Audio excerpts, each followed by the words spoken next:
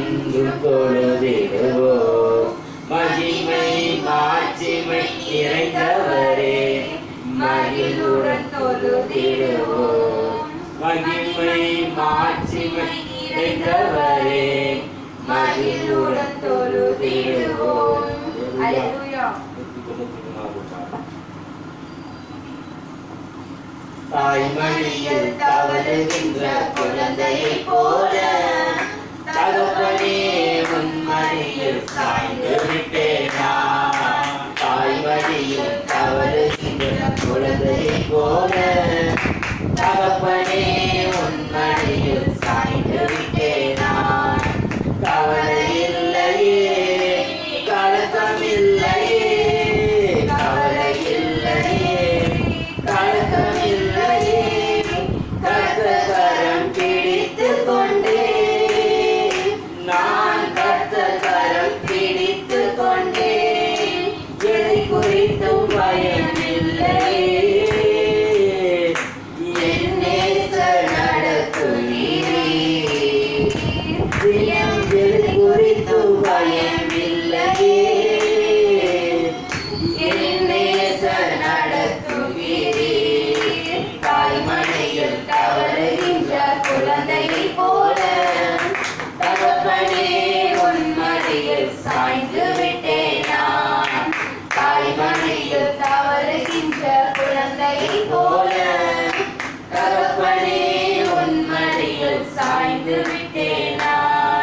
செய்த நன்மைகள் நினைக்கின்றேன், செய்த நன்மைகள் நினைக்கின்றேன், நன்றியோடு துதிக்கின்றேன்.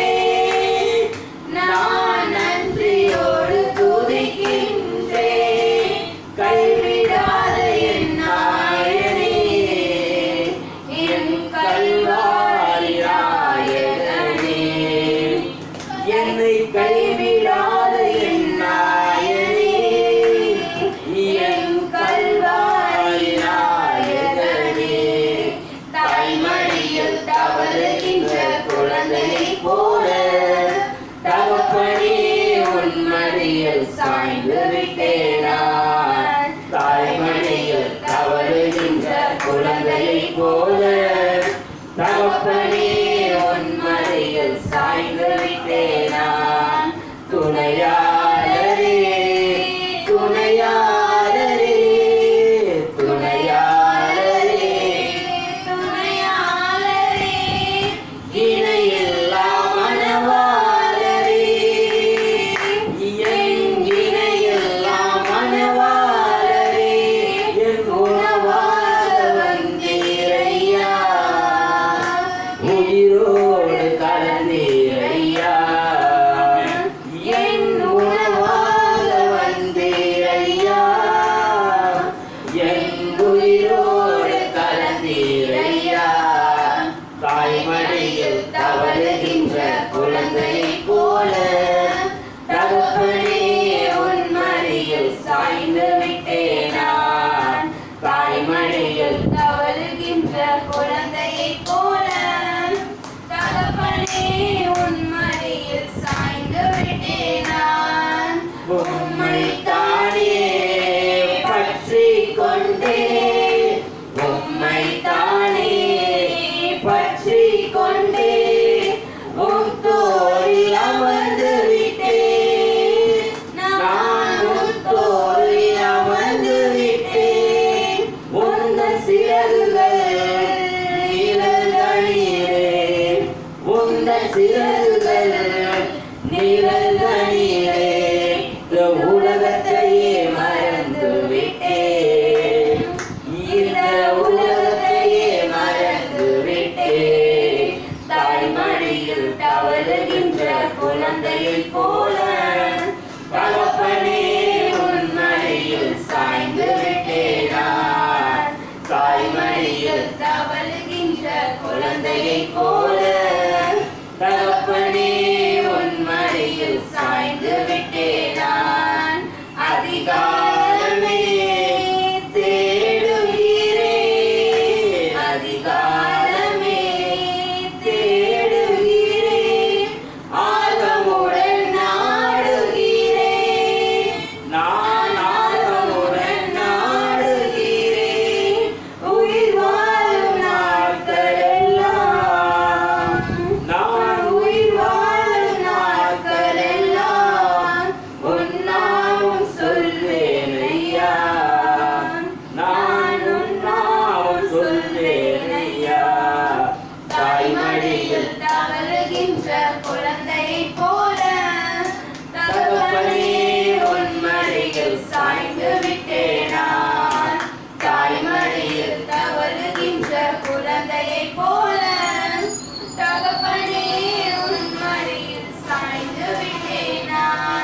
அல்லேலூயா. தாய்மடியில் தவறுகின்ற குழந்தையை தகப்பனே உன்மடியில் நான் சாய்ந்திருக்கிறேன். அப்பேற்பட்ட தேவன் நமக்கு ஒரு தாயாக அப்பேற்பட்ட தேவன் நமக்கு ஒரு தாயாக இருக்கிறார். உலகத்தினுடைய தாய் போல அல்ல. உலகத்தினுடைய தாயெல்லாம் ஒரு குறிப்பிட்ட காலம் தான். 5 வயசு 6 வயசுலாம் முடிஞ்சனா அவங்களுடைய முடிஞ்சு போயிடும். அதுக்கப்புறம் ப்ரீகேஜி எல்கேஜி போய் விட்டுருவாங்க. அங்கே போய் நம்ம விட்டாலும் கூட ஐயோ அங்கே போய் என் பிள்ளை என்ன செய்யுது ஏது செய்யுது. இப்போ ஒரு பிள்ளைய உலகத்திற்கு வந்தது என்று சொன்னால், ஆனால் அந்த பிள்ளை என்ன செய்யணுமா? ஒரு வளர்ச்சியை நோக்கி செல்ல வேண்டும் என்று எழுதப்படுகிறது. வளர்ச்சியை நோக்கி செல்ல வேண்டும் என்று எழுதப்படுகிறது. ஆனால் உங்களையும் என்னையும் படைத்த இறைவன் அவர் என்றைக்குமே என்னுடைய பிள்ளைகள் அவருடைய மடியிலே இருக்க வேண்டும் என்று அவர் விரும்புகிறார். நம்ம அவர் மடிக்கு போக முடியுமா? அவர் மடியில தான் நம்ம போய் படுத்திருக்க முடியுமா? எவ்வளவு நாளைக்கு அவர் மடியில படுத்திருக்க முடியும்? நாம் தவறு செய்கின்ற பொழுது நம்மளை கண்டித்து திருத்தி தன்னை அணைத்துக் கொள்ளக்கூடிய தேவன் ஒரு நேரத்திலே அந்த தாயை போல இருக்கக்கூடிய தேவன் நம்ம நீதி செய்யக்கூடிய தேவனாக இருக்கிறார். அதனால தான் ஜனத்தில் எழுதி வைத்திருக்கார். இந்த தாய்மடி போல இருக்கக்கூடிய அந்த இறைவனிடத்திலே நீங்களும் நானும் படுத்திருப்போம் என்று சொன்னால் ஒவ்வொரு நாளும் நமக்கு நன்மைகளே செய்து கொண்டிருக்கும். ஒவ்வொரு நாளும் நன்மைகளை செய்து கொண்டே இருப்பார். தாவீதுக்கு அப்படித்தான் தாவீது தன்னுடைய வாழ்க்கையிலே தேவனை அவர் ராஜாவாய் பார்க்கிறார், ஒரு நீதி அரசராய் பார்க்கிறார். அதே நேரத்திலே அவர் ஒரு தாயாய் பார்க்கிறார்.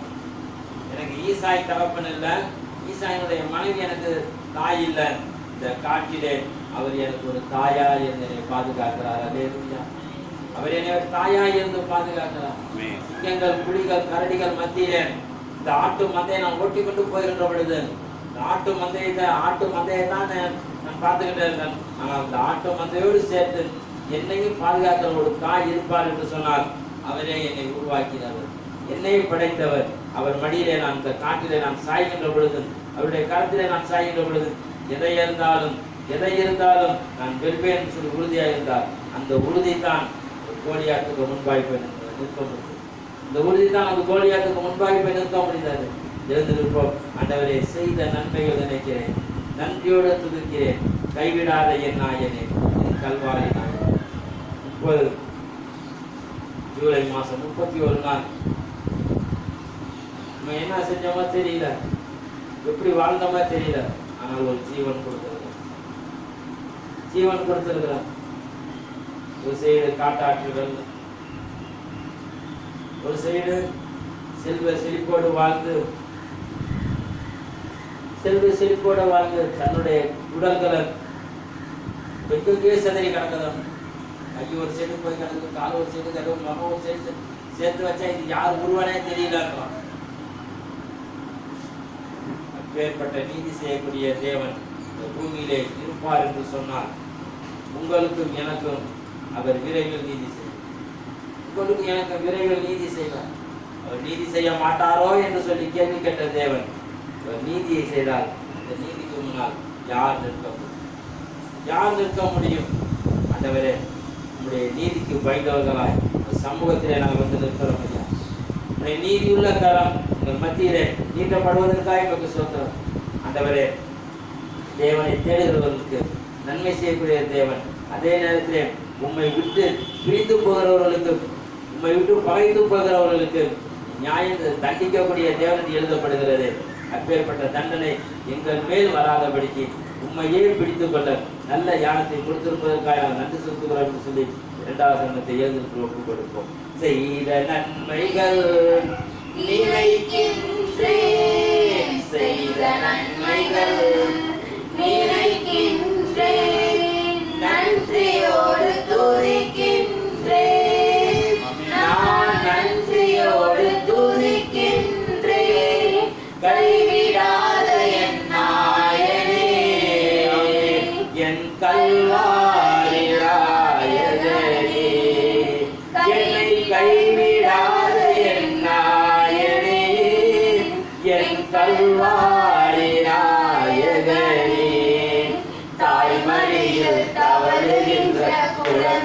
போல தகப்பனே உன் மடியில் சாய்ந்து விட்டேன் நான்.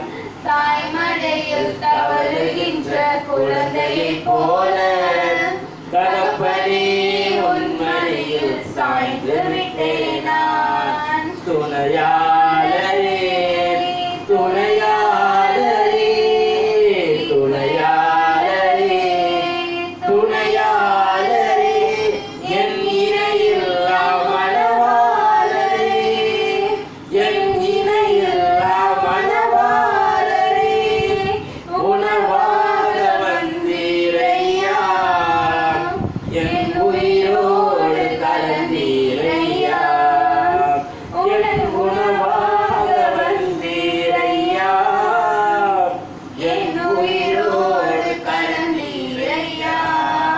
தாய்மடியில் தவழுகின்ற குழந்தையைப் போல தகப்பனே உன் மடியில் சாய்ந்து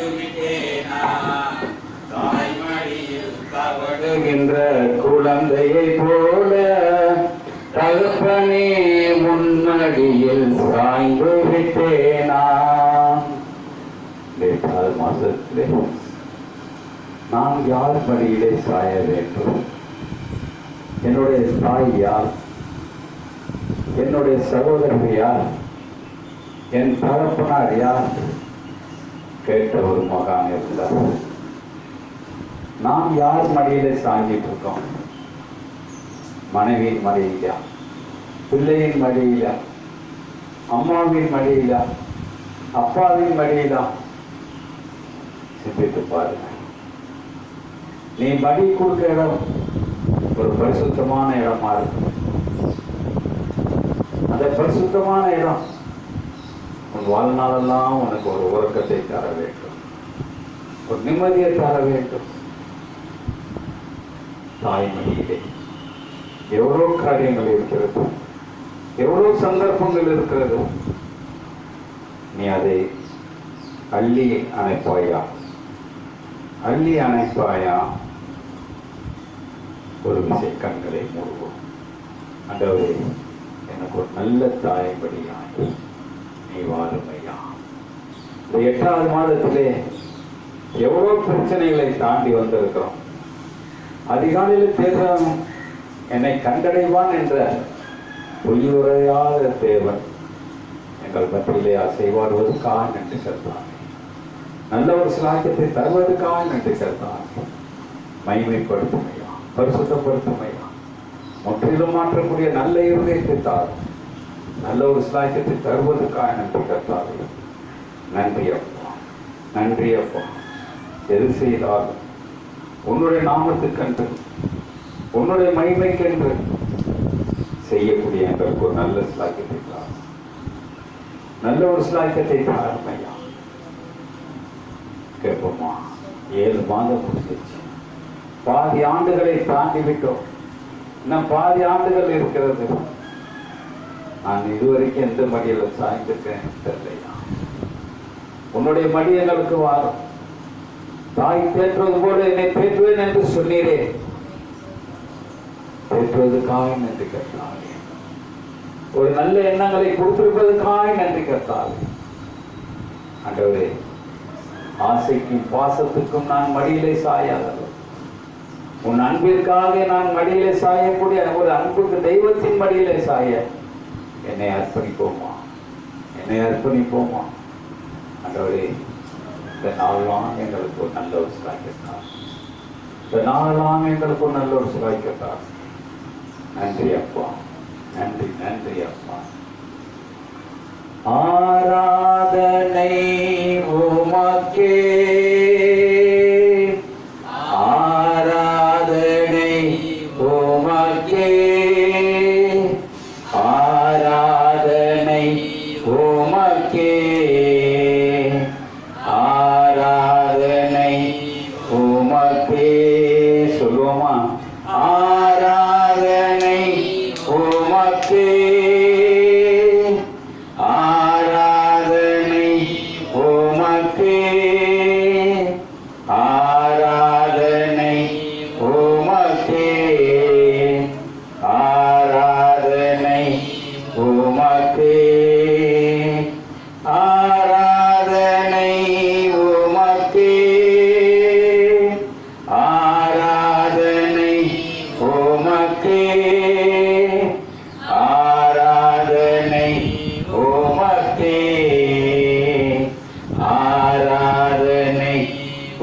உமக்கே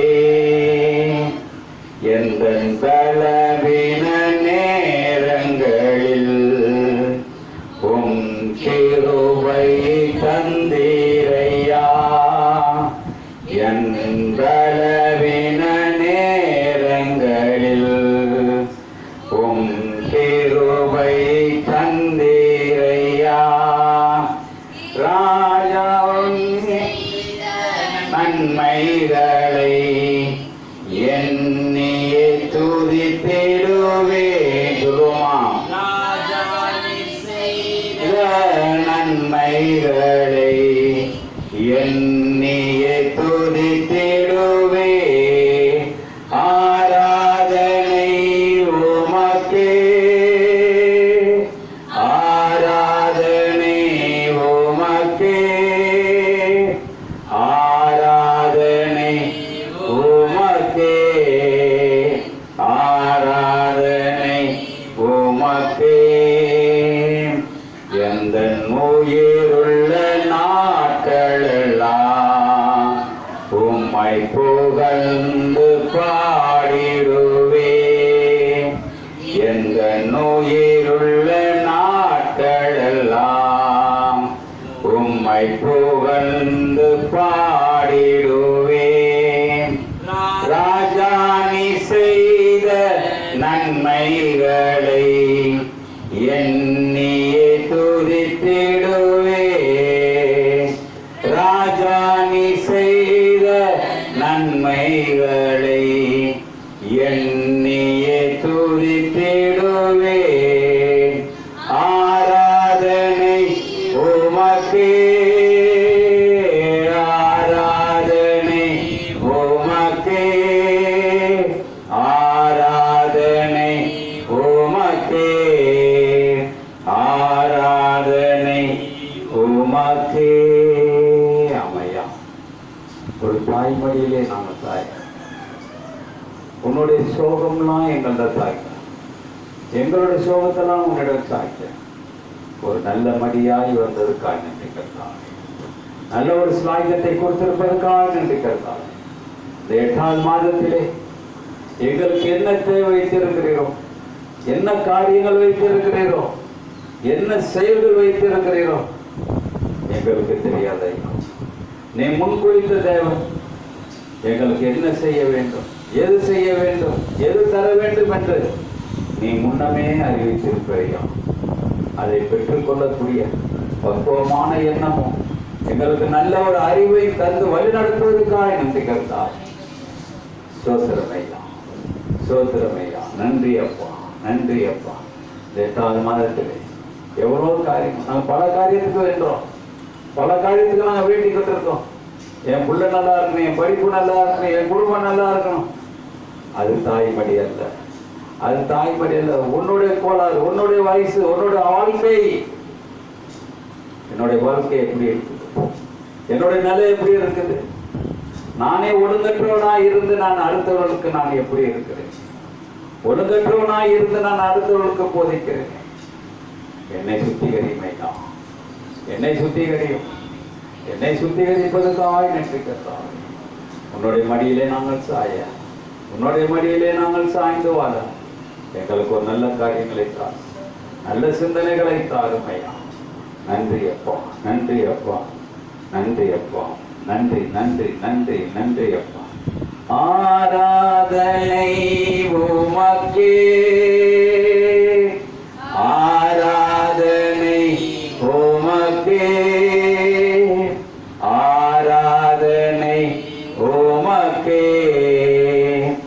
ஆராதனை உமக்கே உந்தன் சிறகுகளின் நிழலில் என்றென்றும் மகிழ செய்வே சொல்லுமா உந்தன் சிறகுகளின் நிழலில் என்றென்றும் மகிழ செய்வே தூயவரே என் துணையாளரே துதிக்கு பாத்திரரே தூயவரே என் துணையாளரே பாத்திரரே ஆராதனை உமக்கே ஆராதனை உமக்கே ஆராதனை உமக்கே ஆராதனை உமக்கே. நன்றி அப்பா. எட்டாவது மாதத்திலே எங்களுக்கு என்ன வச்சிருக்கோம், என்ன வார்த்தை வைத்திருக்கிறேன், அந்த வார்த்தையை நாங்கள் சொல்ல, அந்த வார்த்தையின்படி நடக்க எங்களை அர்ப்பணிப்போமா. எசையா தீர்க்கதரிசி புஸ்தகம், எசேக்கியேல் தீர்க்கதரிசி புஸ்தகம் 25ஆம் அதிகாரத்தை எடுத்துக்கொள்ளும். எசேக்கியேல் 25.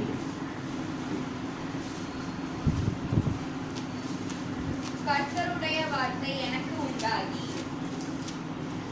அப்படிமா அவர் ஆ. மனுபுத்திரனே, மனுபுத்திரனே, நீ அம்மோன் புத்திரருக்கு எதிராக அம்மோன் புத்திரருக்கு எதிராக உன் முகத்தை திருப்பி உன் முகத்தை திருப்பி அவர்களுக்கு விரோதமாக தீர்க்கதரிசனம் உரைத்து அம்மோன் புத்திரருக்கு சொல்ல வேண்டியது என்னவென்றால், கர்த்தராகிய ஆண்டவருடைய வார்த்தையை கேளுங்கள். கேளுங்கள், கர்த்தராகிய ஆண்டவர் உரைக்கிறார், என் பரிசுத்த ஸ்தலம் பரிசுத்த ஸ்தலம் பரிசுத்த குலைச்சலாக்கப்படுகிற படுகிற போது, இஸ்ரவேல் தேசம் பாழாக்கப்படுகிற பாழாக்கப்படுகிற போது, யூதா வம்சத்தார் சிறையிருப்பிலே போகிற போது நீ அவர்களுக்கு விரோதமாக ஆ என்று நிந்தித்தபடியினால் இதோ நான் உன்னை கிழக்கு தேசத்தாருக்கு சுதந்திரமாக ஒப்புக் கொடுப்பேன். அவர்கள் உன்னில் தங்கள் அரண்களை கட்டி உன்னில் தங்கள் வாசஸ்தலங்களை உண்டு பண்ணுவார்கள். அவர்கள் உன் கனிகளை புசித்து உன் பாலை குடிப்பார்கள். ராப்பாவை ஒட்டகங்களின் கொட்டகையும் அம்மோன் புத்திரரின் தேசத்தை ஆட்டுக்கிடையும் ஆக்குவேன். அப்பொழுது நான் கர்த்தர் என்று அறிந்து கொள்வீர். கர்த்தராகிய ஆண்டவர் சொல்கிறது என்னவென்றால், இஸ்ரவேல் தேசத்துக்கு விரோதமாக நீ கை கொட்டி காலால் தட்டி கர்மம் வைத்து ஆகடியம் பண்ணபடியினால் இதோ உனக்கு விரோதமாக நான் என் கையை நீட்டி உன் ஜாதிகளுக்கு கொள்ளையாக ஒப்புக் கொடுத்து உன் ஜனங்களுக்குள்ளே வேரற்று போக பண்ணி உன்னை தேசங்களுக்குள்ளே அழித்து உன்னை நிர்மூலமாக்குவேன். அப்பொழுது நான் கர்த்தர் என்று அறிந்து கொள்வாய். கர்த்தராகிய ஆண்டவர் உரைக்கிறது என்னவென்றால், இதோ யூதா வம்சத்தார் எல்லா ஜாதிகளுக்கும் ஒத்தவர்கள் என்று மோவாபும் சொல்லுகிறபடியினால் இதோ அம்மோன் புத்திரரின் பேர் இராதபடிக்கு தாருக்கு திறந்து வைத்து வண்ணமாக பக்கத்தில் உள்ள முதற்கொண்டு அலங்காரமாகிய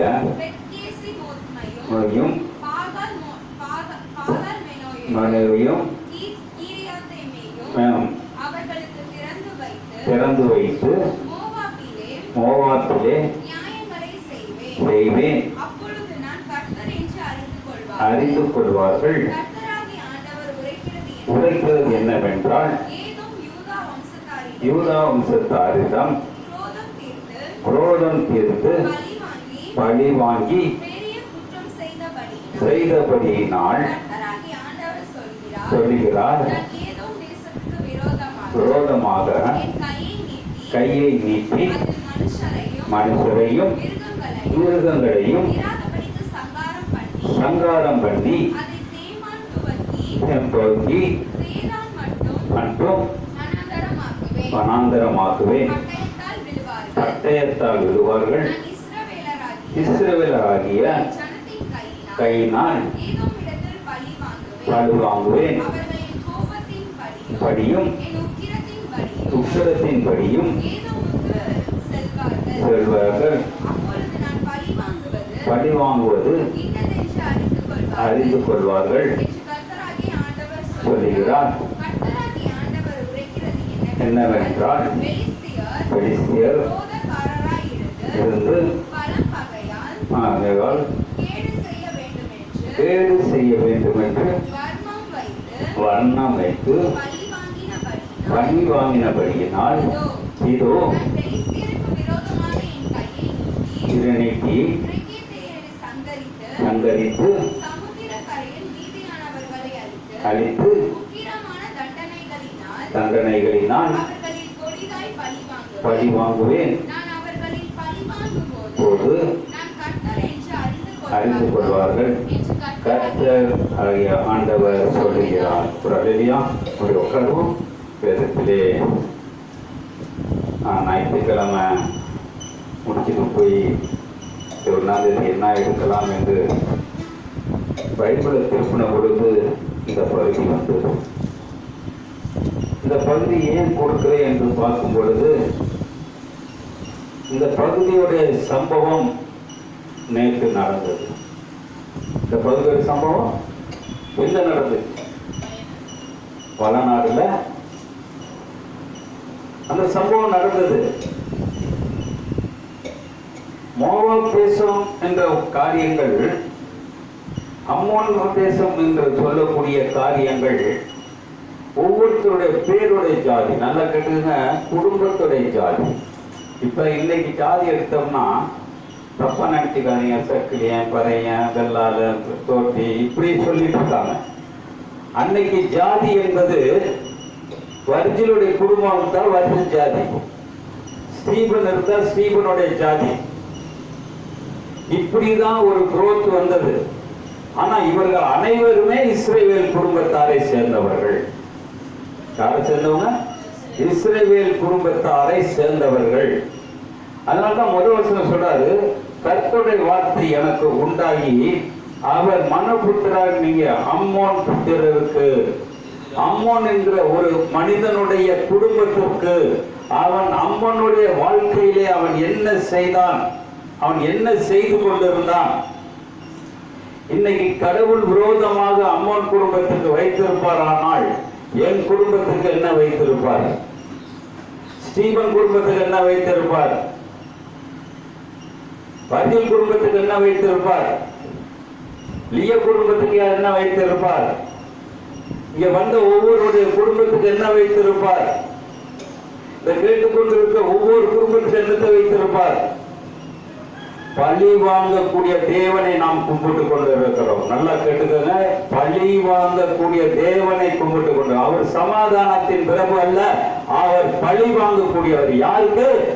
எதிரியாக நிற்கக்கூடிய ஜனங்களுக்கு அவர் பழி வாங்கக்கூடிய ஒரு தேவனா இருக்கிறார். அல்லையா சொல்லுவோமா? அப்படிப்பட்ட ஒரு வழியை நாம் தேர்ந்தெடுப்போமானால் இன்னைக்கு அந்த வளநாட்டிலே எவ்வளவு பேர், நான் ரெண்டு நாளா நேற்று ராத்திரி 1 மணி வரைக்கும் அதை பார்த்து கொண்டு இருந்தேன். நெட்டு போச்சுன்னா இன்னைக்கு எடுக்க முடியாது, நல்ல இருந்தாலும் பார்ப்போம். மிருகத்தை அழிப்பேன் என்பதில் சொல்லி இருக்கிறார். எனக்கு படிச்சோன்னா எனக்கு அது ஒரு உண்மை தெரிய வேண்டும் என்று ஆர்வத்தோடு இருந்தேன். அப்ப ஞாயிற்றுக்கிழமை பார்த்துதான் இன்னைக்கு காலையில பார்த்துட்டு வந்தேன். ஒரு யானை குட்டியை தண்ணியில கடந்துட்டு வருது. அது யானைக்குட்டியில ரொம்ப சின்ன யானைக்குட்டி. அது பாத்தீங்கன்னா தண்ணியில அந்த யானைக்குட்டி அடிச்சிட்டு போயிடுச்சு. தாய் மட்டும் கரை ஏறின தண்ணியை பார்த்துட்டு இருக்கு. அந்த வம்சத்தை, மிருகத்தோட வம்சத்தை அழிக்கக்கூடியவர் என் தேவன் ஒருவரே. மனுஷனை மட்டுமல்ல, அந்த சின்ன யானைக்குட்டி என்ன செய்திருக்கும்? நான் என் மகளே அழுதுட்டான், அதால முடியல. அந்த குட்டிக்கு மேல தண்ணி போயிட்டு இருக்கு. அது எங்க போச்சுன்னு தெரியல. தண்ணியை காட்டிட்டே இருக்கான். எங்கேயாச்சும் முண்டி வருமானம் வரல. நமக்கு இந்த சூழ்நிலை வந்தால், அம்மன் புத்திரர் குடும்பத்துக்கு வரும்போது நம்ம குடும்பத்துக்கு வந்தால் தேவனை துதிப்போமா? தேவனை துதிப்போமா? வசதி இருக்கலாம், அங்க இருக்கவன ஒரு சித்தவன வசதி இல்லாதவனா, எல்லா வசதி. அது சரிஞ்சு விழுந்ததை பார்த்தீங்கன்னா அப்படியே கண் கூடாத பார்க்க முடியல. எதுக்குன்னு எனக்கு இந்த வசனத்தை கொடுத்தார் என்று எனக்கு இன்னைக்கு வரைக்கும் தெரியல. இன்னைக்கு ஏன்னா தேவன் ஒரு மனுஷனுக்கு முன்கூட்டியே அதை அறிவித்திருப்பார். நான் இதுதான் என் மகள்கிட்ட சொன்னேன், இப்ப நடக்குன்னு எனக்கு முன்னாடியே ஞாயிற்றுக்கிழமை சொன்னாருமா, ஆனா இப்படி நடக்குன்னு தெரியாது. முதல் நாள் 120, நான் ராத்திரி 150, இன்னைக்கு 275. ஒருத்தன் பேட்டி கொடுக்கறான், அந்த இடத்துக்கு போக முடியாதுங்க, சேரா இருக்குது, சேரை தாண்டி போக முடியாது. நேற்று ராத்திரி ஹெலிகாப்டர் வந்து எவ்வளவு பேரை யார் கலந்து கொள்ள முடியும்? எங்க பார்த்தாலும் போனோம். ஒரு பயங்கர நிலை சரிவு. காரணம் அப்பதான் தேவன் என்னோடு பேசினார். இந்த கிறிஸ்தவ மதத்துக்காக வாழ்ந்த கூடிய ஒரு மகான் தோமையார் வந்தது எந்த ஒரு மதம் அதை இறங்கினாங்க? கேரளால தான் இறங்கினார். ஒரு கிறிஸ்தவன் சரியில்லைன்னா உலகத்தை அழிக்கிறதுக்கு கிறிஸ்தவன் தான் காரணம் என்று நான் நேற்று காராத்திரி என் மகளோடு பேசினேன். ஒரு உண்மையான கிறிஸ்தவன் அந்த உலகம் அழியாது. அவன் நின்று போராடி இருப்பான், மோசை மாதிரி நின்று போராடி இருப்பான். ஒரு கிறிஸ்தவன் சரியில்லாதனால்தான் இன்னைக்கு உலகத்திலே பலவித துன்பங்களும் துயரங்களும் வந்து கொண்டிருக்கிறது. பார்வைக்கு கிறிஸ்தவனா இருக்கான், பல்ல காட்டுற கிறிஸ்தவனா இருக்கிறான், ஆனா தேவனை தேடக்கூடிய கிறிஸ்தவன் எவனும் இல்லை என்று பல நாடு எடுத்து காட்டுச்சு. அது கிறிஸ்தவ இருப்பானா இருந்திருக்க மாட்டானா? அவனுடைய இந்த கோரமான சாவு நியமிக்கப்பட்டதா? அவன் செய்த தப்பை நியாயம் தீர்ப்பார். அதான் சொல்றாரு பாருங்க, 11ஆம் வசனம். மோவாபிலே நியாயங்களை செய்வேன். என்ன சொல்றாரு? நியாயங்களை செய்தவர். இப்ப அந்த இடத்துக்கு செஞ்சது திருச்சிக்கு வருமா வராதா? நிச்சயம் நான் சொன்னேன். நான் பேப்பர் படிச்சது, பேப்பரை படிச்ச கூட சொன்னேன், எல்லாம் திருச்சிக்கு வரணுங்க. பயம் இல்லாத திருச்சியா இருக்குது, பயம் இல்லாத திருச்சியா இருக்குது, தான் கொண்ட தனமா இருக்குது. ஆர்சிக்கு போறோம், சிஎஸ்ஐ போறோம், பைபிள் போறோம், எல்லாம் போறோம். ஆனா ஒழுங்கான கிறிஸ்தவன் இல்ல. அப்ப இந்த உலகத்துல என்ன நடக்கும்? தேவனுடைய கோபாக்கின எப்படி இருக்கும்? அப்ப அவருடைய கோபத்துக்கு நம்ம தப்பிச்சு கொள்ள முடியுமா? சங்கீதத்தை சொல்லப்படுற அவருடைய கோபமும் ஒரு நிமிஷத்துல சரிச்சு. எத்தனை நிமிஷம் வச்சு? ஒரு நாள் கூட சரியில்லை. ஒரு நிமிஷம் சரிஞ்சதை இன்னைக்கு வரைக்கும் அள்ள முடியல. ஒரு நாள் கூட சரிஞ்சா எத்தனை கோடி மக்கள் சாவாங்க? இப்ப நாள் இதை கண்டு திருந்துவாங்க. கிறிஸ்தவனுக்கு மட்டும் ஞான பலம், கிறிஸ்தவனுக்கு ஞான பலம். செய்ய வேண்டிய தப்பை செய்து கொண்டுதான் இருப்பான். ஆனா தேவனை தூக்கிட்டு ஒரு பார்வையான ஒரு வாழ்க்கை வாழ்ந்து கொண்டுதான் இருப்பான். ஆனால் அவர் சொல்ற ஒரு காரியம் பாத்தீங்கன்னா, 4வது வசனம் சொல்லுகிறது, இதோ நான் உன்னை கிழக்கில் இருந்து தேசத்திற்கு சுதந்திரமாக ஒப்பு கொடுப்பேன். எப்ப சுதந்திரமாக? எப்ப சுதந்திரமாக? அப்ப நான் என்னை காப்பாற்ற வேண்டுமானால் என்னை கிழக்கு தேசத்திலே கொண்டு நிறுத்தி வைப்பார். இன்னைக்கு பிள்ளைகளை பெற்றுட்டோம், பேத்திகளை பெற்றுட்டோம், எல்லாம் ஏற்றிட்டோம். ஆனா நேற்று என் மகன் உடனே சொல்றான், நீங்க அதெல்லாம் பாத்தீங்களா பாடல தெரியல, ஒரு முள் கூட்டர்ல எல்சி மாதிரி ஒரு புள்ள படுத்து செத்து கிடக்குது. அவ உடனே சொன்னா, நம்ம எல்சி மாதிரி இருக்கப்பா. அந்த எல்சிக்கு வந்தா என்ன செய்வ? என்ன செய்ய முடியும்? உயிர் கொடுத்துருவியா?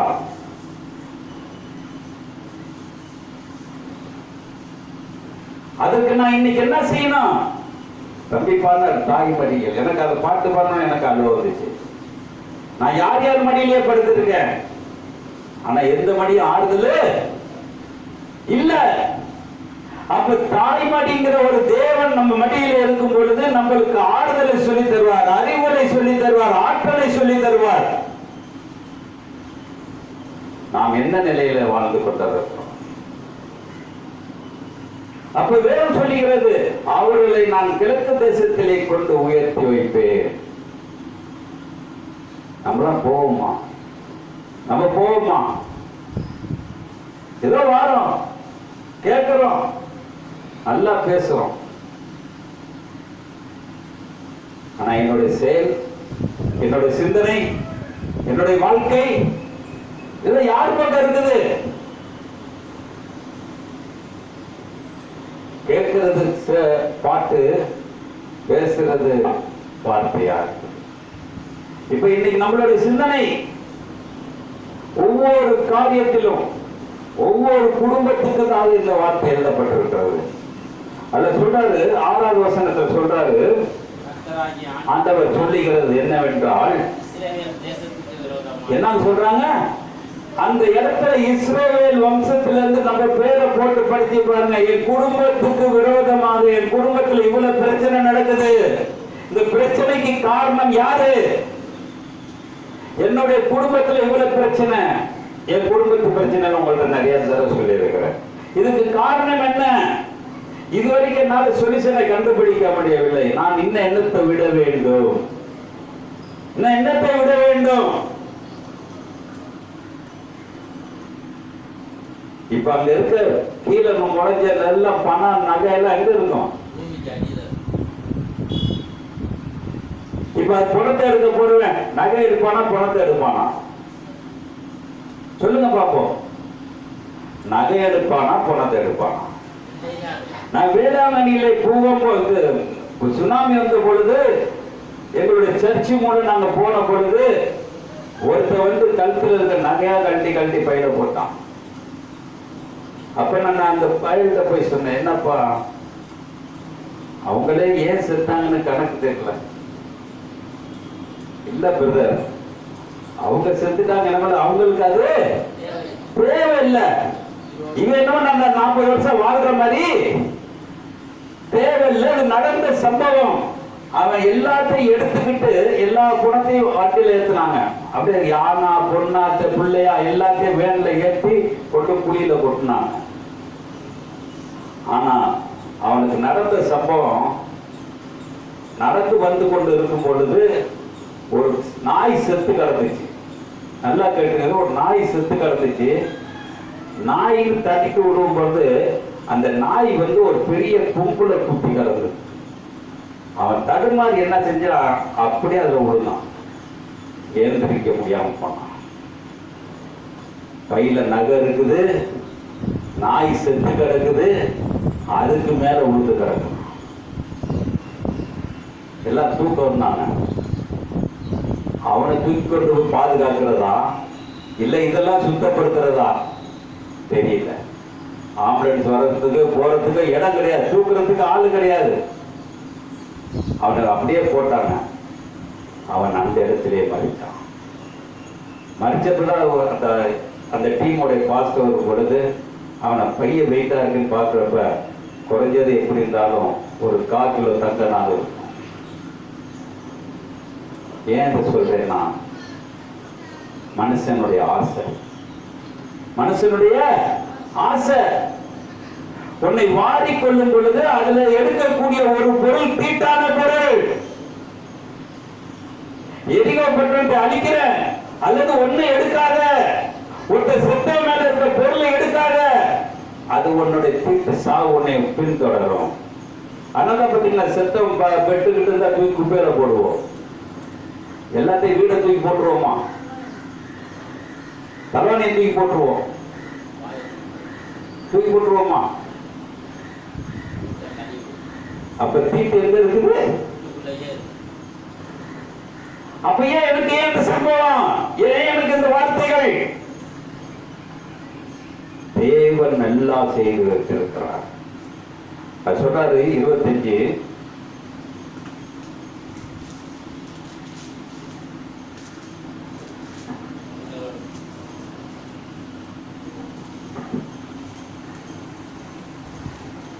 14 படிங்க.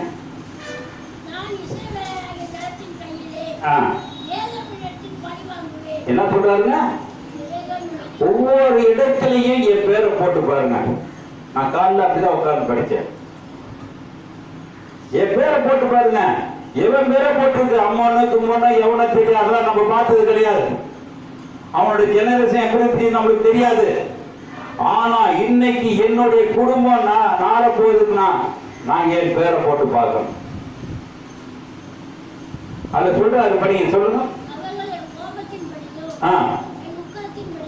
உக்கரத்தின்படியும்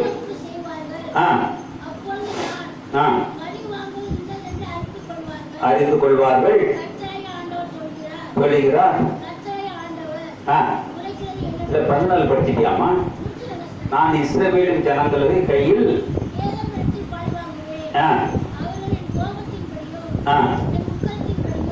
அவர்கள் என் கோபத்தின்படியும் என் உக்கரத்தின்படியும் என்ன செய்வார்களா? இப்ப தேவனுடைய கோபமா இது இயற்கையா? ஒருத்தர் பேப்பர் கார்டில் படிக்கிறது சொன்னான், அங்க இருக்கவங்க மலை மேல எல்லாம் வீடு கட்டியிருக்காங்க. என்ன சொல்றான்? மலை மேல இல்லையா, மண்ணுல கட்டியிருக்கான். எங்க வேதம் சொல்லுது, நான் அன்னைக்கு சொன்னேன் அவன்கிட்ட, மண்ணுல கட்டின வீடு தண்ணி அடித்து வந்தால் என்ன ஆகுமா? கட்டின வீடு போகும். வேத வார்த்தை எங்க வந்துச்சு? வளநாடுக்கு வந்துச்சுங்க. ஒரு காத்தடிச்சு விழுல பேஞ்ச மழையினால ஒரு ஏரியாவே நடந்து போயிடுச்சு. இன்னைக்கு நம்ம குடும்பம் எப்படி இருக்கு? இந்த மழை நம்ம வீட்டுக்கு வராதா? நம்ம வீட்டுக்கு வராதா? அப்ப நம்ம என்ன செய்யறோம்? எந்த வருஷம் இல்லாம ஆடி மாசத்துல 120 அடி தண்ணி வந்திருக்குனாக்க இந்த வருஷம் தான். அப்ப இன்னும் தண்ணி வந்துட்டு இருக்கு. நேற்று பெங்களூர்ல எஸ்ஸரோட வீட்டுக்காரன் பேசிட்டு இருக்கான், மழை கொட்டிட்டே இருக்குது. நீ அடுத்த வாரத்துக்கு மேல வா எஸ்ஸர். அந்த தண்ணியால எங்க போகும்? நேரா திருச்சிக்கு தான் வரும், வேற வழி கிடையாது. அவன் தண்ணி திறந்து விட மாட்டேன்னா அதுக்கு போராடி பார்த்தானுங்க. பிச்சை போடுற மாதிரி வேற தண்ணி வந்து நம்ம பிச்சை எடுக்காம நம்ம சாக போறோம். என்ன செய்ய போறோம்?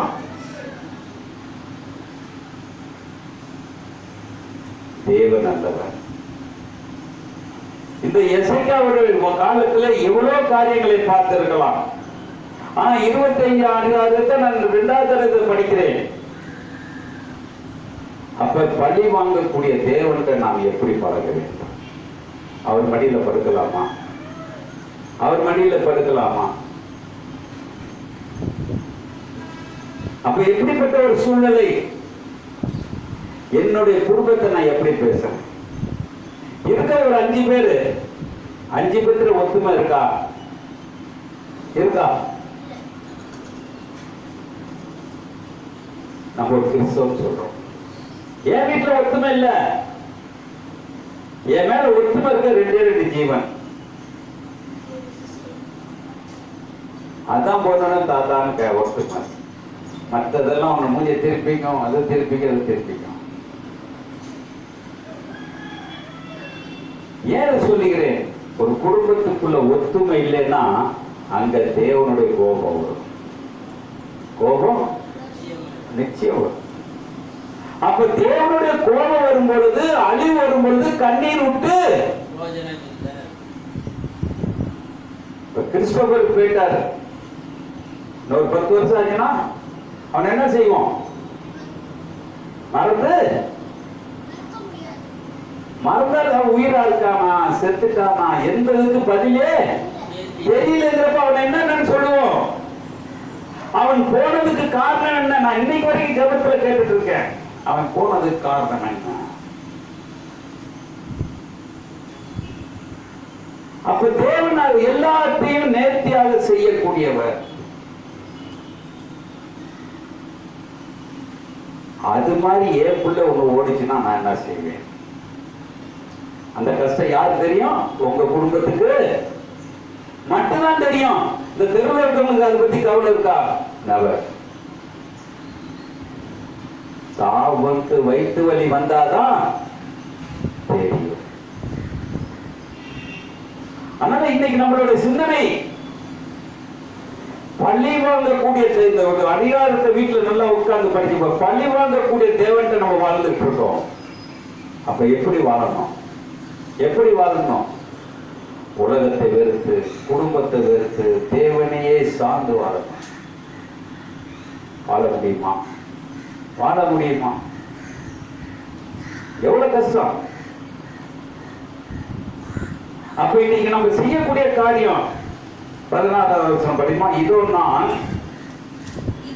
பெலிஸ்தியருக்கு விரோதமாக என் கையை நீட்டி. எந்த பெலிஸ்தியருக்கு? சிம்சனை யாரு கொல்ல வச்ச வந்தான்? பெலிஸ்தியர் கொல்லதான் சிம்சன் வந்தான். கொண்டானா? பெலிஸ்தியர் இடத்திலேயே பொண்ணு தேடுனான். இன்னைக்கு அப்படிதாங்க கிறிஸ்தவன் இருக்கான். எந்த ஜாதி நம்மளுக்கு பிடிக்கலையோ, எந்த குடும்பம் பிடிக்கலையோ அங்கதான் பொண்ணு எடுக்கிறது, பொண்ணு கொடுக்கறது எல்லாமே செய்யறோம். அந்த குடும்பம் உருப்படுமா?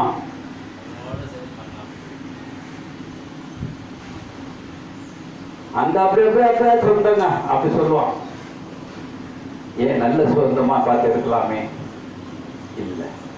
அப்ப பெலிஸ்தியரை கொல்வதற்கு 14 வருஷத்துல இதோ நான் பெலிஸ்தியருக்கு விரோதமாக என் கையை நீட்டி எங்க அழிக்க போறாரா? இந்த ஏதோ ஒரு ஊர்ல என் மக சொல்ற அப்படியே ஒரு வீடு கடல் பொங்கி வந்துட்டு இருக்கு. அப்படியே ஒரு வீடு அப்படியே மிளந்து வந்துட்டு இருக்கு. அந்த வீட்டோட இலை எவ்வளவுன்னு கேட்டேன். கடல் வந்து ஊருக்குள்ள தண்ணி வருதுங்க.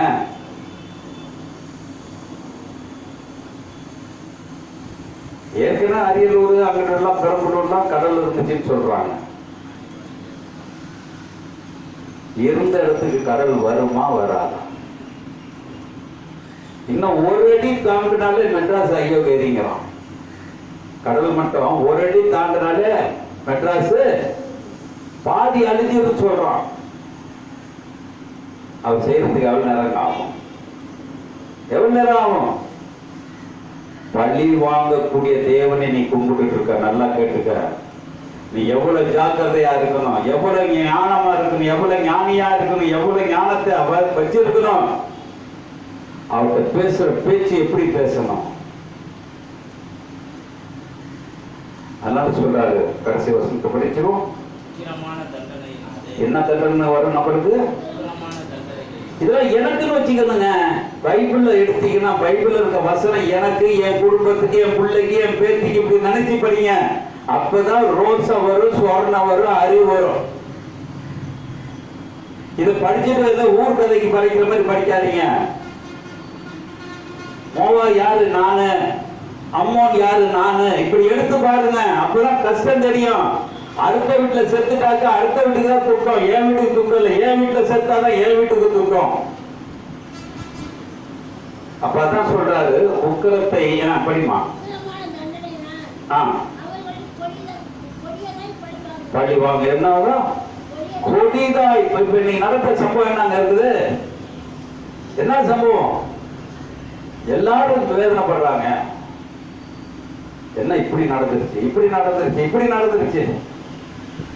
ஒரு மண்ணு பொறுத்திருக்கு, இந்த கையை மட்டும் நீட்டிருக்கு. அது ஆண் உருவமா பெண் உருவமா தெரியல. ஒருத்தன் உளுந்து கிடக்கு, அவன் மேல மரம் உளுந்து கிடக்கு. அவன் நினைச்சு பார்த்திருப்பானா என் சாவு இப்படிதான் இருக்குன்னு நினைச்சு பார்த்திருப்பானா?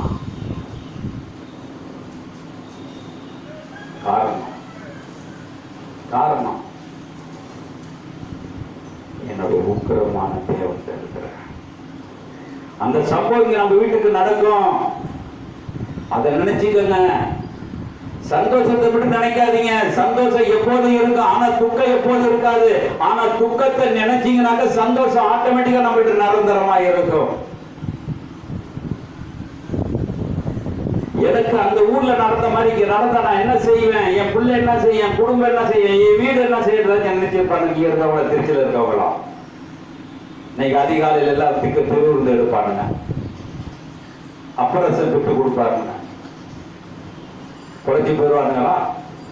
ஆட்சியில் எல்லாம் நன்மை கொடுப்பானுங்க, போயிடுவானுங்களா? ஒரு காலத்திலும் ஒரு நிமிஷத்தை முடியாது. ஒரு முடிய கூட கொடுங்க முடியாது. ஆனா உக்கிர கோபம் வரும் பொழுது தேவன் அவர்களை அழிக்காம விட மாட்டார். எரிக்கப்பட்டது சுத்தமா அழிச்சார். யாரை மட்டும் வச்சுட்டு? ராகாப்ப வச்சுட்டு. எப்படி அழிச்சிருப்பாருங்க? எப்படி அழிச்சிருப்பாரு? திடீரும் தோலை போட்டு தோலில் மட்டும் பனி பெய்யணும். அது அப்புறம் திருப்பி தோல் எடுத்து தோல் இருக்கிறதுல மட்டும் பனி பெய்யணும். அங்கெல்லாம் இப்படி சொல்லும் பொழுது அவர் எந்த பொசிஷனை அழிக்கணுமோ அழிச்சார். அது மாதிரி வளநாட்டுல எது அழிக்கணுமோ, வளநாடு பூரா அழிக்கல, வளநாட்டுல எதை அழிக்கணுமோ அதை அழிச்சிட்டார். அழிச்சதுக்கு காரணம் அந்த ஊர்ல என்ன தப்பு நடந்தது நம்மளுக்கு தெரியாது. பரிதாபம் வேணா இருக்கலாம், ஐயோ இப்படி நடந்துச்சுங்கிற பரிதாபம் இருக்கலாம். நீதி இருக்கா என்று நம்ம இன்னைக்கு உட்கார்ந்து பார்க்கணும். நீதி இல்லாமல் தேவன் தண்டனை தரக்கூடிய சாமி கிடையாது. எந்த சாமி எடுத்தாலும் சரி அது நீதியா தான் கேட்கும். அதனால இன்னைக்கு நாம் தெரிஞ்சு கொள்ளக்கூடிய காரியம், தேவன் உக்கிர கோபத்தில் இருக்கிறார்.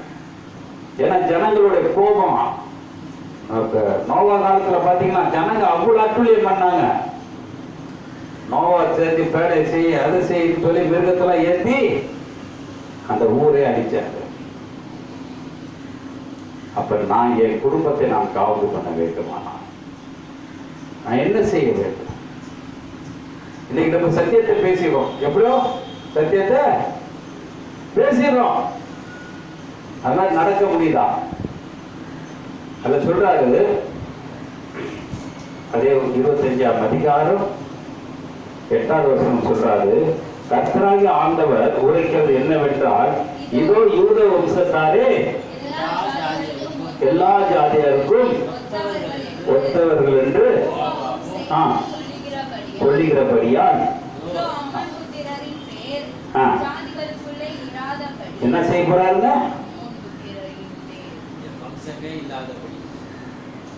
அம்சம் இருக்குமா? நம்ம போகணும். அதை கொடுக்கணும். ஒருத்தர் காரில் குடும்பத்தோட கோயிலுக்கு போனாங்க. கோயிலெல்லாம் வேண்டிட்டு வரும் பொழுது அவங்க எல்லாருமே ரோட்டில் ஆக்சிடென்ட்ல கார் செத்துச்சு. அந்த வீட்டுக்கு யார் கார்? யார் அந்த வீட்டை ஆள போறா? வீட்டோட சொத்தை யார் ஆள போறா? எவனோ ஒருத்தன் ஆள போறான். இன்னைக்கு என் குடும்பம் அழியாம இருக்க என்ன செய்வோம்? என்ன செய்வோம்? சிந்திப்போம். நீ உலக திசையிலே போய் இந்த கோபமான கடவுளை பத்தி பிரசங்கம் பண்ணுவியா? அழிக்கக்கூடிய கடவுளை பத்தி பிரசங்கம் பண்ணுவியா? இல்ல ஆக்ரோஷமா இருக்கிற கோவிலை பத்தி பிரசங்கம் பண்ணுவியா? இந்து மதத்துல பாத்தீங்கன்னா பத்திரக்காளின்னு கை வச்சுட்டு இருக்கு. அதை இன்னைக்கு வரைக்கும் அதுக்கு எல்லாத்துக்கும் விளம்பரம் பண்ணிட்டு இருக்காங்க. ஆனா என் தேவனை விளம்பரம் பண்றதுக்கு, ஆனா 3 நேரத்துக்கு 4 நேரம் சாப்பிடுற, 4 நேரத்துக்கு 7 நேரம் வேலை செய்யறோம், எல்லாமே செய்யறோம், எல்லாம் செய்யறோம். ஆனா தேவனை போதிக்க கூடிய பக்குவம் இன்னும் நம்மளுக்கு வரல. அப்ப எப்ப வரும்? எல்லாத்தையும் இழந்தாதான் தேவனுடைய வார்த்தை வரும். இழந்து அப்ப நான் என்ன சோத்துக்கு புள்ள இருந்தா வேத்த சொல்லிப்பாரு, பிள்ளைக்கு ஆகாரம் தருவார். தர மாட்டாங்க. எலிசா உடைய கதையில பாத்தீங்கன்னா விதவை சொல்றார், என் புருஷனை இதாயிடுச்சு, என் குடும்பம் ரொம்ப கஷ்டமா இருக்கும் பொழுது உன் வீட்டுல என்ன பாத்திரம் இருக்கு எடுத்து வாங்குறப்ப என்ன செஞ்சு கொடுத்தாரு? என்ன வறுத்து கொடுத்தாரு. அப்ப அந்த எண்ணெய் விட்டு உன் கடன் அடைச்சு சுகமாயிரு.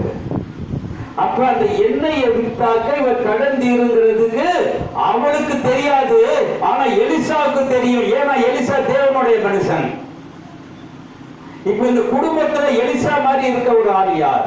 ஒவ்வொரு குடும்பத்துல எலிசா மாதிரி இருக்க ஆள் யார்? அப்ப இஸ்ரவேல் வம்சத்தாரா இருந்தா தேவன் உன் குடும்பத்தை தனியா ஒதுக்கிடுவார். எவ்வளவு அட்டுழியா இருந்தாலும் சரி, உன் குடும்பத்தை மட்டும் என்ன செய்வாரு? பாதுகாத்துவாங்க. அப்ப பாதுகாக்கக்கூடிய தேவனை நான் என்ன செய்ய போறேன்? என்ன செய்யலாம்? இன்னைக்கு மேவா தேசத்துல என்ன சொல்றாரு? ஒரே வசனத்தை படிக்க முடியும், 13 படிக்க முடியும். கர்த்தராகிய ஆண்டவர் சொல்லுகிறது என்னவென்றால், தேசத்திலும் விரோதமாக என்ன நிற்கிறாருன்னா, அவர் கை நீட்டிட்டாருன்னா ஜோலி முடிஞ்சிச்சு. கை நீட்டிட்டாருன்னா சொல்ற அவர் கை ஒன்றும் குறுகி போகவில்லை. அவர் நீட்டிட்டாருன்னா அந்த பிளேஸ் சுத்த வாசம். திருச்சியை நீட்டிட்டாருன்னா திருச்சியில எங்க இருக்குன்னு தெரியாது. மலை கோட்டையா இருந்தாலும் சரி, மட்ட கோட்டையா இருந்தாலும் சரி, எல்லாம் தூள் தூளா போகுது. அதான் சொல்ற படிங்க. அது மனுஷனையும் மிருகங்களையும் ஈராதபடிக்கு சங்காரம் பண்ணி துவங்கி மட்டும். இன்னைக்கு அந்த இடம் எப்படி இருக்குது? சத்த இடம் எப்படி இருக்குது? இன்னைக்கு படிக்கிறதுக்கு வடநாட்டுக்கு ஒத்து வருதான். அந்த வீடு வீடா இருக்குமா? வனாந்தரமா இருக்கும். அப்ப ஏன் வீடு வனாந்தரமா மாற்றார்? அப்ப தேவன் நம்மளுக்கு நல்ல காரியம் ஜீவனை கொடுத்திருக்காரு. எதுக்கு கொடுத்திருக்காரு தெரியல. நான் ஒரு கிறிஸ்தவன் என்று பேர் எடுத்து நெஞ்ச தட்டிட்டு இருப்பேன். ஆனால் நான் கிறிஸ்தவ வேலைக்கு என்ன செய்து கொண்டிருக்கிறேன்? நான் போன வர கூட எடுத்தேன். அவருக்கா என்ன வேலை செய்யறேன்? ஊருக்கெல்லாம் செய்யணும். பிள்ளைங்க படிக்க வைக்கிறதுக்கு காசு சம்பாதிச்சு வைக்கணும். காசு சம்பாதிச்சு வைக்கணும். நீ சம்பாதி காசு சேர்த்து வைக்கணும். ஆனா அந்த பிள்ளைகள் சத்தியத்தை போய் சொல்லுமா, இல்ல சத்தியத்துக்கு நிக்குமா தெரியாது. என் பிள்ளைய அப்படிதான் பார்த்தேன். ஆனா என்ன செஞ்சுச்சு? சாக்கடையில விழுந்து விட்டது. அது இனிமேல் மேல வர முடியாது. மேல வர முடியாது. ஆயுசு பூரா அளவுதான். அதனால நான் ஓட்டுக்கு இனிமேல் என் மகன் இல்லம்மா, என் மகன் என்ன செத்து போயிட்டாலும் சொல்லி இருக்கிறேன்.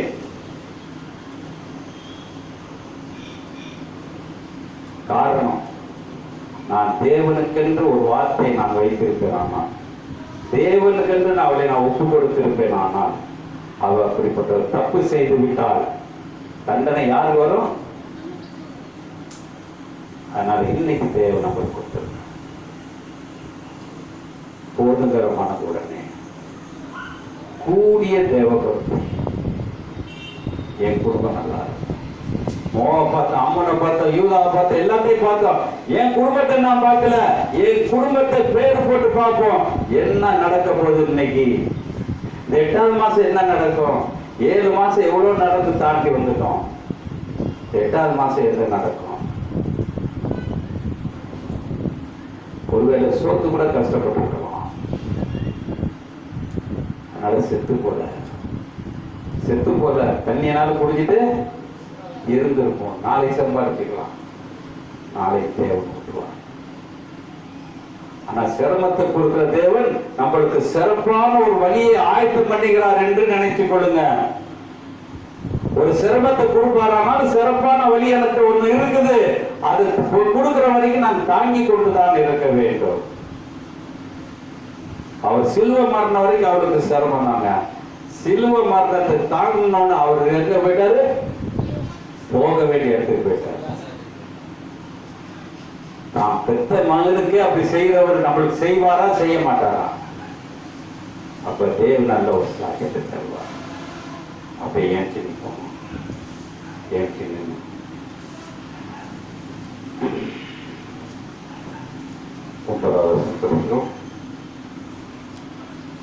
மதில்களை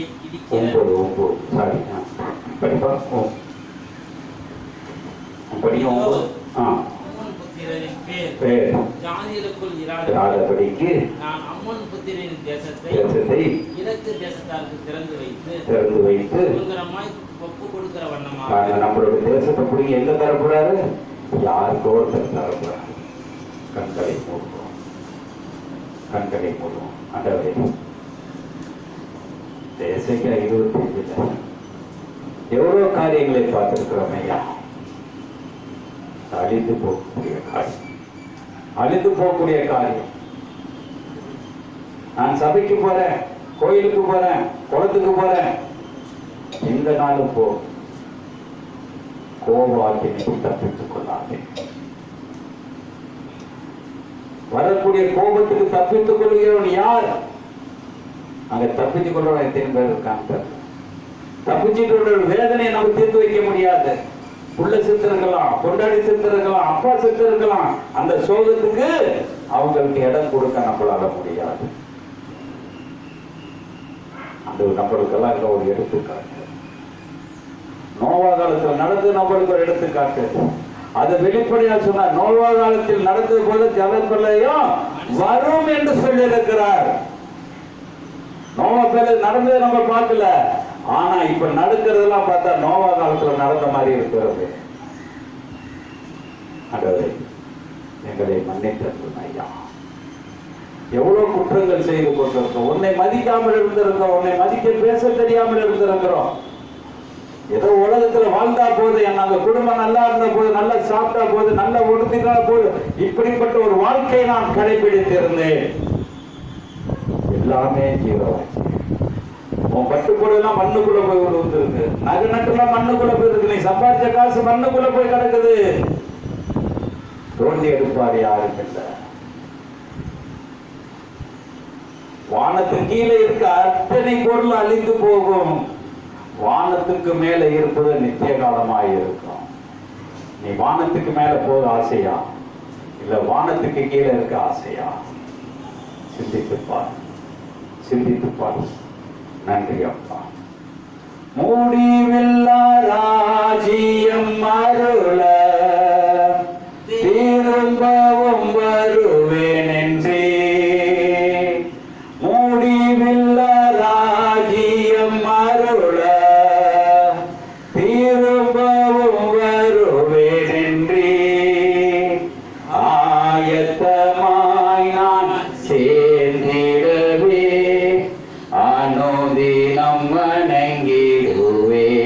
சொல்லுமா, ஆயத்தமாய் நான் சேர்ந்திடவே அனுதினம் வணங்கிடுவே. ஆராதனை நாயகன் நீரே, ஆராதனை வேந்தனும் நீரே. ஆயுள் முடியும் வரை உம்மை தொழுதிடுவே. ஆயுள் முடியும் வரை உம்மை தொழுதிடுவே. பரிசுத்தவான்களின் காலம் விரைவுடன் வந்திடுதே.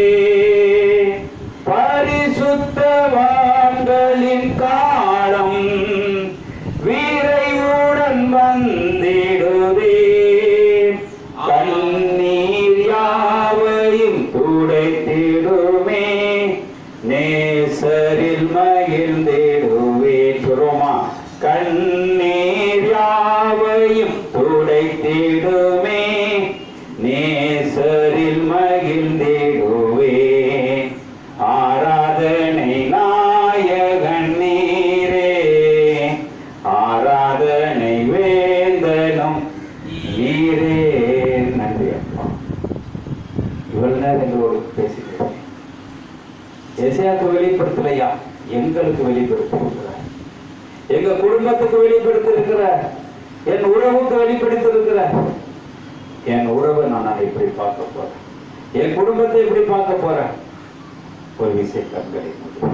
ஆண்டவரே, 8வது மாசம் எங்களுக்கு ஒரு நல்ல ஒரு ஆசீர்வாதமாக நீ தருவேன் என்று சொல்லி இருக்கிறேன். அதை தருவதற்காக நன்றி கர்த்தாவே. நான் கேட்டு பெற்றுக் கொள்வதை விட நீ கொடுத்து நான் பெற்றுக்கொள்ளக்கூடிய நல்ல இருதயத்தை எங்களுக்கு தாருமை. மகிமைப்படுத்த, பரிசுத்தப்படுத்த என்பது இயேசு மூலம் கேட்கிறேன் நல்ல பிதாவே. என் ஆத்மாவே, என் முழுவதுமே, என் ஆத்மாவே கர்த்தரை ஸ்தோத்திரி. கர்த்தர் செய்கிற சகல உபகாரங்கள் கர்த்தராகிய இயேசு கிறிஸ்துவின் கிருபை, பிதாவாகிய தேவனுடைய அன்பு பரிசுத்த ஐக்கியம் உங்களோடும் அனைவரோடும் பரிசுத்தவானோடு அடியனோடு இருப்பதாக. Amen. Hallelujah, hallelujah, hallelujah. Praise lord, praise Lord.